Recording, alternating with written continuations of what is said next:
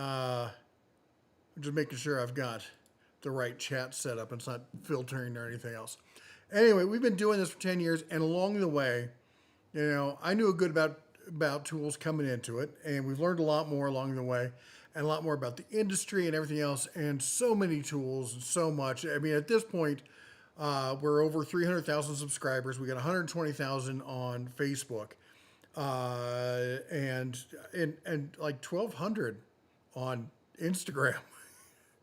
I don't even know how many's on TikTok. Anyway, point is that we built a great community. In fact, the first year I did this, like the third or fourth video, somebody said, "How big do you want your channel to be?" And my response then is the same as it is now, which is, I don't care just as long as we built a great community. I didn't want to become, brand loyalists. I didn't want to become, tool truck, snobs or anything like this. I wanted to find the best bang for the buck. Because that's always, I'm a pragmatic kind of person. I grew up in the Midwest, mostly Iowa, some Nebraska in there, and then some other places. But that's kind of where my core comes from. And it's a very pragmatic, kind of situation. It's like, I want something that works, but I don't want to overspend on it because I got other things I need to spend money on. And as such, dealing with all the tools and stuff we have, we're at a point now where we've got the studio shop here. I have another just full shop about a block away.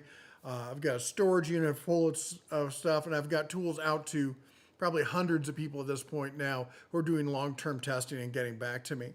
And we've been very blessed to do this. But along the way, lots of people have said, "Why don't you come out with your own line of tools?" And I said, I don't want to do that because I feel that would be a conflict of interest.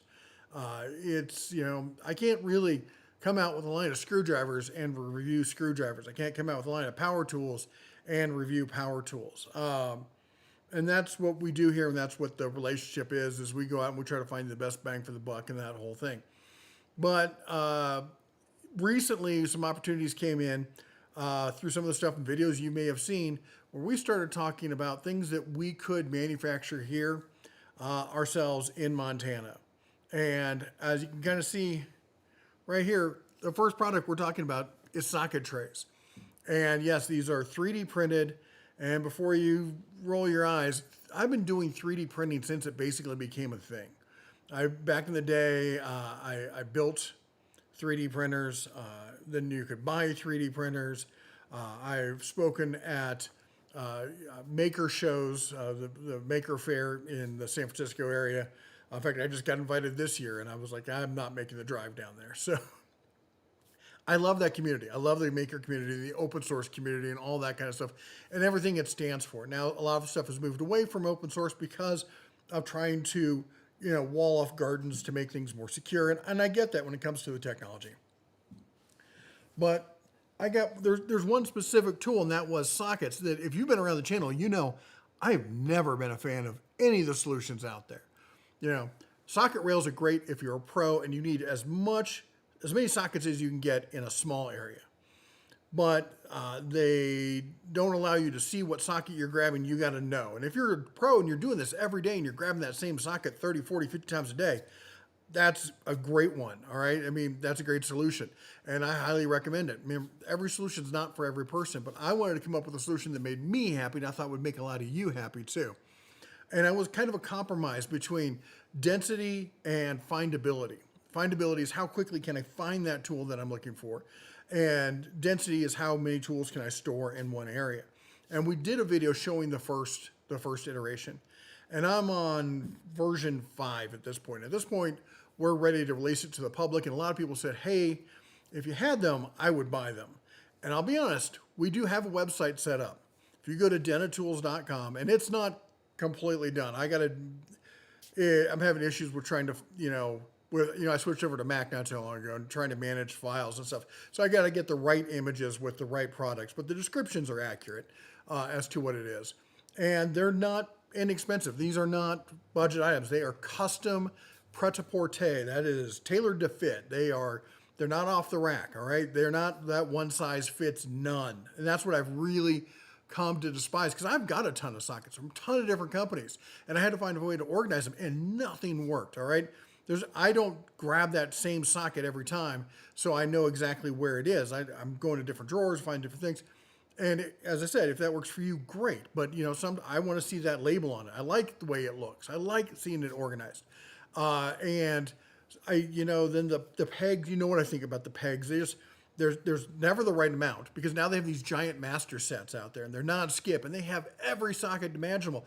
And the pegs, and then the pre-made ones, they don't have all of them, and you have to buy way more than you need. I don't know, take a hacksaw and cut it down to all you need. Anyway, let me just show you the first set we got here. And we've done this for the Quinn master sets over at Harbor Freight, because they've been by far just way out in front of everyone else when it comes to bang for the buck, prosumer value, pro level sockets, master sets, non-skip, the whole 9 yards. And when they have the sales on these, they're ridiculously good sales. And here is one of the sockets from the master set there. And you can see this is the Quinn one. It's a 6-point deep, and they're all 6-point. They're fantastic sockets. And so we wanted socket trays that would match that. And that's what we've come up with here. Now these sockets are done in PETG, which is a stronger, more resilient plastic than was normally used. It's also chemically resistant as well, because these things are going to get in all sorts of automotive chemicals and whatnot. And I wanted some of the features. I wanted it to be easy to read. So there we've got that. You can easily see exactly what it is you're going for. It has the 2-color on the bottom. You can also tell that this is, just by looking at it, you can tell that this is an SEE set. And then also on the side, we've inlaid some text in there. Also got the little bear logo, 1/2-inch SAE chrome. So if there's nothing in it, you know what tray this goes with. And then when you take a socket out, well, there you go. A nice shadow form underneath. We've tried it before, and I've done some designs. I wanted to draw from a little bit from everything, but I also wanted to go back and do things differently. If you notice, there's no step design, which you normally see on these kind of trays, is you'll see this step down and then this step up. Well, I found a mix that's kind of in the middle that kind of works for both sets. It doesn't, you can shake it all you want, it's not going to come out. They're not magnetic, all right? If you want to take magnets, drop them in there and glue them in there, it's going to cost you probably about 50 cents per tray, and you can do that. Now, as I said, there's 5 sets, and I want to show you one piece from each set. And then we've got here, from the 3/8 set, just making sure we got the metric ones here. Again, the shadow box colors in there, if you can see. There's the color on this. And we are going to release these files on MakerWorld for free, no charge. All right, if you want us to print them and send them to you with care and love and maybe any other goodies we can throw in there, we totally will. We have the website, denatools.com, you can go to, and you can put that in there. In fact, they did do something here. YouTube had this whole thing, and let me see if I can pull it up here, because I'm not seeing it pop up.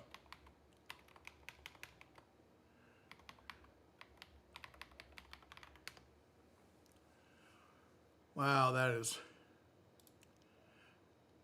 is wrong.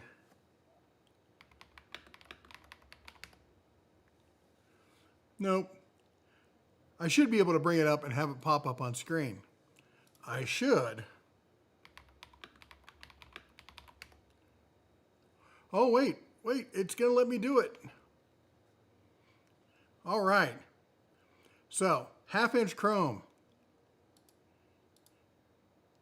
I got some other, we got all 5, all right. I know, we're professionals here, aren't we? All righty. All right, that should pop up on your screen here. The wonders of modern technology. Anyway, so one of the things I did differently with these is I didn't want to lower these sockets down. I like the uniformity. If you can tell, we've beveled the edges on all of these here. They've got a beveled edge, bevel on the bottom. I talked to a lot of the machinists, and they're like, oh, you got to do this, because that way, if there's stuff in the drawer, you slide it together, that kind of pushes the stuff out of the way, and they will actually line up in the drawers. And then we carried it on through the side, because now it's an easy way to grip it. And you can really hold on to it like this. You can easily grab these. They're not lightweight when they're full of them. All right? And then what we did was we implemented this little cross section down in there, if you can see it, to raise these up. But I didn't like that. Well, I did, but I didn't, because the printer prints in one layer of color, and then it goes to another layer, and then it goes to another layer.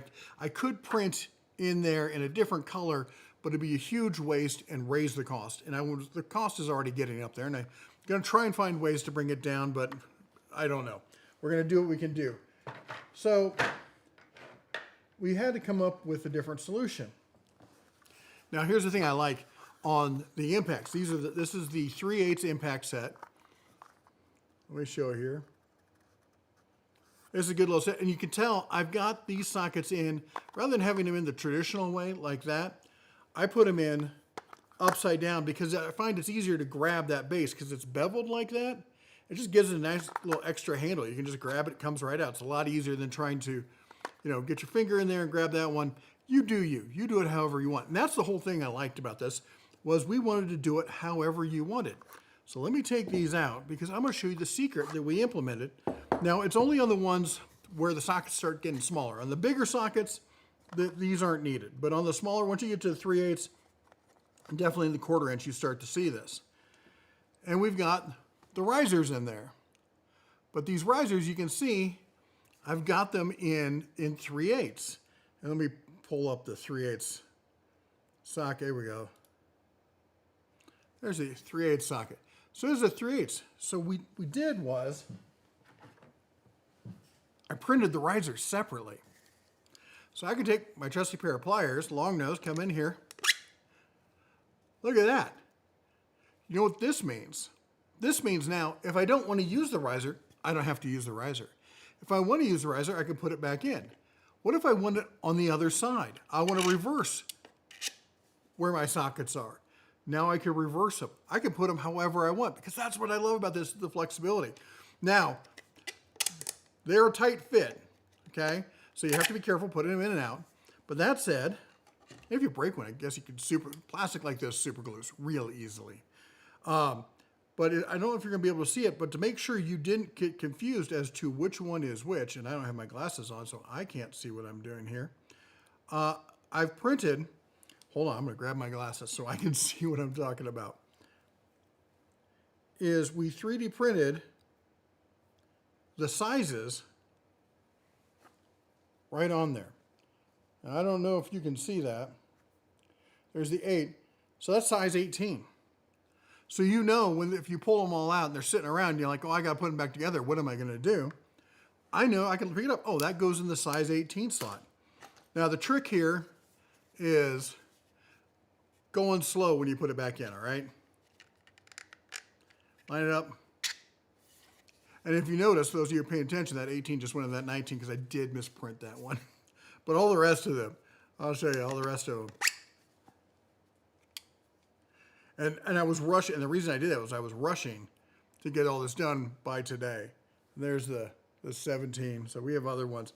But anyway, just make sure you line up that first layer as you get it in there, and then once you get in, they go in pretty easy. If they're too tight, I guess you could always sand them down. But I haven't had that issue because I like them nice, stay in there nice and tight, and they don't come out. All right. So this is what we looked at. We looked at uniform but customizable spacing. We got the letters right down the center, but not on the side, so they're not going to scuff you when you go to grab them. They're not going to get knocked off easily. The first iteration had them over on the side. They look good over there, but we can make them bigger in the center, easier to find, easier to see. Some people have commented, those people who are visually limited, that if you put your finger on it, you can tell that's a 17, and there's the 16. And it's not Braille. We could probably do a Braille version at some point. But the density on these, the bottom layer is a 20% infill, the mid size is a 10%, and then we do extra layer heights on the top layer for the lettering to get that kind of precise raised embossed lettering. And then of course we have on the side, 3/8 millimeter impact. All right. And as I said, we have the impacts. We've got these we got the little tiny chrome sets here. These are adorable. You just want to take them home and give them a name and put them on a pillow or something. They're cute to look at. A lot of people asked about Gridfinity. I did a whole video about Gridfinity. Gridfinity is an interesting idea that, doesn't really have toolboxes in mind. Toolboxes, you don't have to worry about stuff sliding around because you already have, liners in there, and they sit on the liner. They're not going anywhere. Trust me, I've opened these things back and forth, and I've done all sorts of stuff. I've even got a video, which I did not get time to prep to show you, but I had a video of the 5-drawer toolbox, because I set this up. I designed it originally for use in the full bank toolbox, which is my go-to everyday toolbox, is the full bank. And then I have all my specialty stuff in other toolboxes around the shop. Currently in the shop right now, this shop, in the studio, I should say, I've got the full bank, the 5-drawer, the 56, the 40, was it the 42 and the 22, 24, 27, I think it is. I can't remember what size the smaller one is. My 72 is down at the actual shop.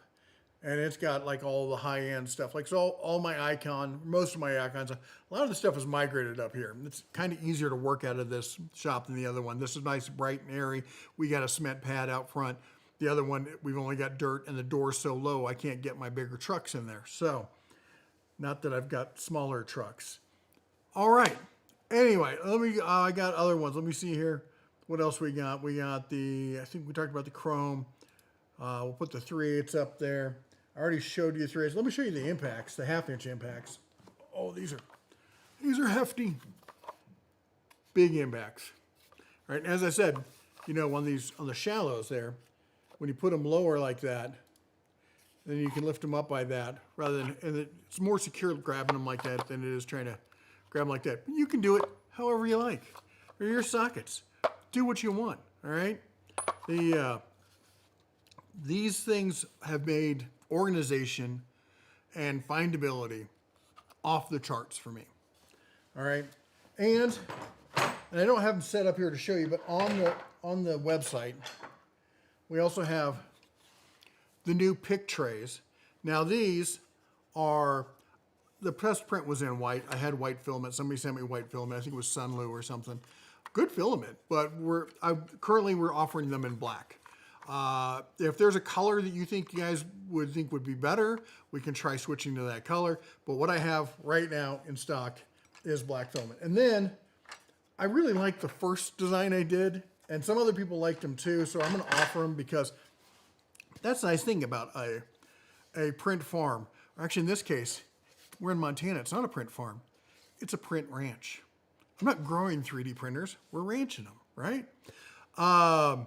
Anyway, now, hold up. This is in carbon fiber. We will not be selling them in carbon fiber. Nobody needs this carbon fiber socket tray. Nobody needs it, but it's nice. Gosh, these things are tough. Anyway, geeking out a little bit on this stuff. I'm having fun, which is one of the things that and that's one of the things that I've been involved in 3D printing for over a decade. And, I was never really good at CAD design. I will say to you, if you want to do this stuff, start with a program called Tinkercad. It's free, it's online, you just use the app, and it seems very basic, but the more you do it, you can do a lot with it. All right, it's pretty awesome. And right now we're doing a lot of organization, but I want to come up with other tool accessories. I want to reach out to the audience. And here's the reason why. Now I'm going to start talking and answering questions and stuff, but I want to tell you the reason why. And it's not just, hey, this is a way for us to make money. One of the things that I never really liked doing with the channel that most YouTube channels do is begging for money. All right? It comes from that Iowa sensibility. I like a fair exchange. I don't want something to get donated. I always feel when people donate on the super chats, when we do the live streams, people would donate on those. And I always feel so, grateful, but embarrassed and guilty at the same time that somebody's just giving me money. I feel like a panhandler. And I want to do a fair trade where I provide something and you get something in return. Like selling merch is nice, like selling shirts. Like, hey, if you get a shirt, then, that's something you can wear, and I get it. And we have shirts available and hats and stuff. You can get your own DOT style hat. There's worn hell and back, probably needs a good wash. But that said, I always wanted to have that kind of thing where I can provide something for you that you need. And if you want to support the channel, then you can buy that, get an actual product, something that we've created here, made in Montana, and we're talking about shop local, support local, and whatnot. And that way, we're not begging for stuff. I'm not asking. And that's the other thing, Patreon. And there's been issues with Patreon that I've had for years. We got a Patreon when they first started because it was new. We didn't really know what it was. We're testing it out, and then they did a bunch of stuff, and I'm like, no, screw that. We're not dealing with that. And I see a lot of other channels going, hey, we're going to teach you this one great thing. It's over on our Patreon, and for only $27 a month, you can. No, I'm not doing that. I'm not hiding the best content behind a paywall. All right, other people want to do that. That's the relationship they want to have. Then that's them. I'm not going to judge them. That's their choice to make. This is my choice to make. So my value proposition, rather than hiding my content behind a paywall, is to give you it all for free. And if you want to support us, then we're going to also provide products that aren't just merch or freebies, or not freebies, but like overpriced stuff, that you can buy that has our brand on it. I mean, don't get me wrong, I love my brand. I'm a big fan of my logo. But who isn't, right? But this is what I wanted to do. I want to be able to provide a fair exchange. You get a real product and you get to support content that you really enjoy. And hopefully along this route, we can develop even better products to support the tool community. Of course, 3D printing screwdrivers is not going to be the best idea, but currently we have 2 laser printers. I ordered a third one. We've got a desktop CNC and at least 2 laser cutters. So in-house manufacturing capabilities are at an all-time high. And we got hand tools. We could build stuff. But we're trying to get stuff that guys don't know, I'm kind of an inner geek. True story. I don't tell everybody, but I got a little geek string in me, and it's actually pretty big. And did I show you my 3D wood filament printed bear? Yeah. Anyway, so if you can't laugh at yourself, who can you laugh at? I loved, since 3D printing came out, my whole idea was, this is rapid prototyping. This is so awesome. We're past rapid prototyping. We're into rapid manufacturing. And the great thing about it is, unlike injection molded plastic, where you buy any of those other, one size fits none solutions that are injection molded and they can churn out by the millions because they're just kind of work for everybody, but they don't really work for you.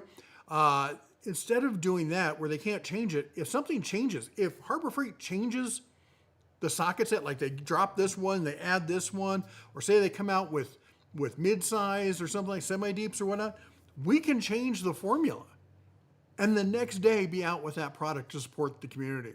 That's what we're trying to do. I'm a huge fan of the stuff that Harbor Freight does. And that's one of the issues I have is nobody else supports them. All right. Some of the other stuff we have out there, we're coming out with a couple of battery holders for Bauer and for Hercules. Those will be on the site soon. The Hercules ones work. I want to tweak the design a little bit. The Bauer ones, I'm not getting the right fit in them, so we're tweaking the design more on that one. But no, we will not be selling the STLs. All STLs will be on the link. We'll put it out. I'll put it in every video. Once I get this all done, we'll get them all up on probably Maker World, maybe some other places, and we'll link it, and it will be free. Okay. We're giving away the STLs. That's the whole idea. And I'm going to have videos. We'll do live streams every so often. We'll talk about, I'll tell you exactly how to print them. All right. Because this is not me trying to do a money grab. This is me, as I said, a fair exchange kind of thing. If you want to leave a tip or something because you got the STLs and it worked for you, then great. Then do that. And again, that would be maybe I should sell. Should I sell the STLs? The way I feel, I came up from, as I said, from the whole Maker World kind of thing, not Maker World, but the rep wrap kind of thing, and the open source that I don't like selling STLs. I like giving them away. And if you use them, great. And if you want to change them, great. The only restrictions that we have on the STL is you can't sell them. All right, you can't modify them and sell them. You can't take them and sell them, but you can use them for your own, whatever. All right, I have rambled enough. Again, go to denofTools.com. Check out the website. It looks like crap. I designed it myself.